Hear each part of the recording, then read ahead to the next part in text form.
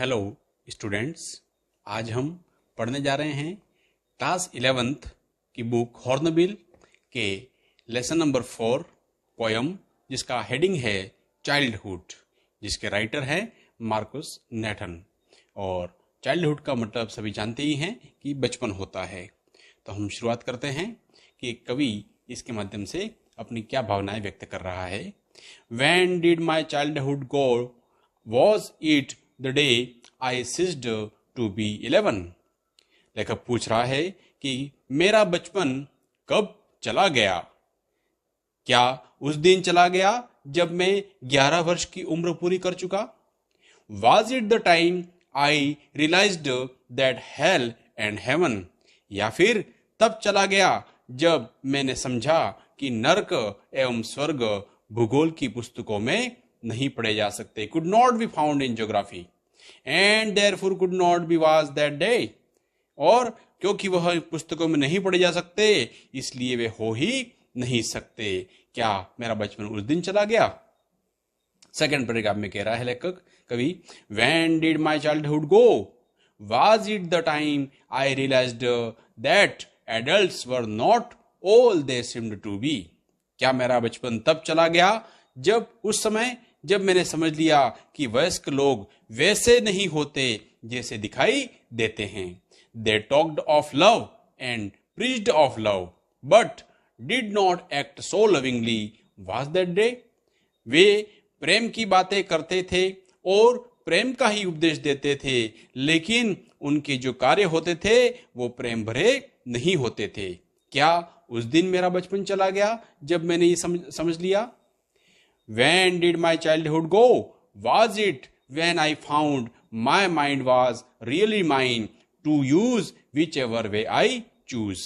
क्या मेरा बचपन उस दिन चला गया जब मैंने पाया कि मेरा जो मन है वह वास्तव में मेरा ही था और मैं जिस तरह चाहता काम में ले सकता था।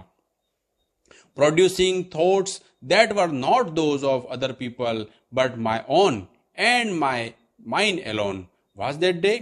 जो विचार मेरे दिमाग में जन्म लेते हैं या जो मैं सोचता हूँ वह अन्य लोगों के विचार नहीं थे बल्कि मेरे अपने ही थे। क्या यही वह दिन था जब मेरा बचपन चला गया? और अंतिम पैराग्राफ में कवि कह रहा है, Where did my childhood go? I went to some forgotten place. It went to some forgotten place that is hidden in an infant face. That is all I know. मेरा बचपन कहाँ चला गया? अब तक पूछ रहा था वो कब चला गया, अब कह रहा है कहाँ चला गया। यह किसी छोटे बच्चे के चेहरे में छिपे किसी भूले बिसरे स्थान पर चला गया। मैं केवल इतना ही जानना चाहता हूँ। इसके माध्यम से कवि अपने बालपन के जो सोच है उसको बनाए रखने के लिए क्या विचार थे वह प्रस्तुत कर रहा है।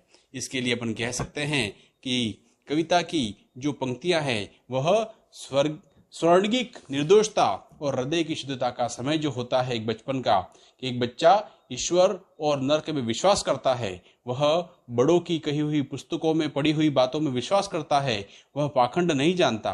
हमेशा उसका तात्पर्य वह होता है जो वह कहता है, उसके विचार एवं कार्यों के बीच में अंतर नहीं होता।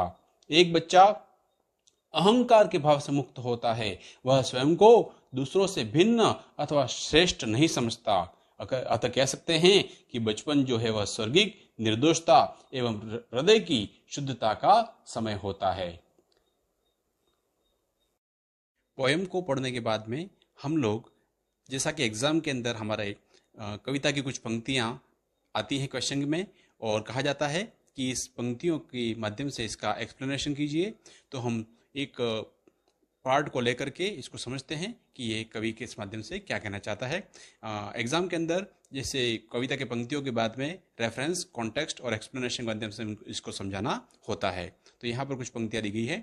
When did my childhood go? Was it the day? Was it the time I realized that adults were not all they seemed to be?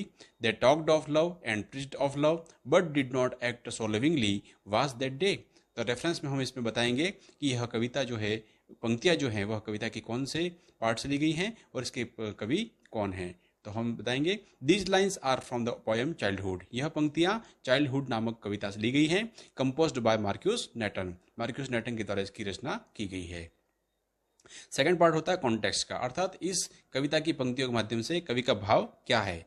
The poet here guesses the time when he lost his childhood. यहाँ पर कवि जो है वह क्या अनुमान लगाता है कि उसका बचपन किस समय चला गया, ये हम बताएंगे। और एक्सप्लेनेशन के माध्यम से बताना है कि यह जो पंक्तियां हैं वह हमें क्या बता रही हैं। तो हम बताएंगे the poet ask if he lost his childhood on the day. कवि कह रहा है या पूछ रहा है कि क्या उसने बचपन खो दिया। He realized that there was a great difference between what adults said and did। जब उसने समझा कि जो बड़े लोग होते हैं या उम्र में जो बड़े लोग होते हैं वह जो कहते हैं और जो करते हैं उनके बीच में भिन्नता होती है। इस बात को जब समझता है व्यक्ति तब बड़ा हो जाता है। They preached of love but did not act lovingly. वे जो प्यार का उपदेश देते हैं लेकिन प्यार का व्यवहार नहीं करते हैं।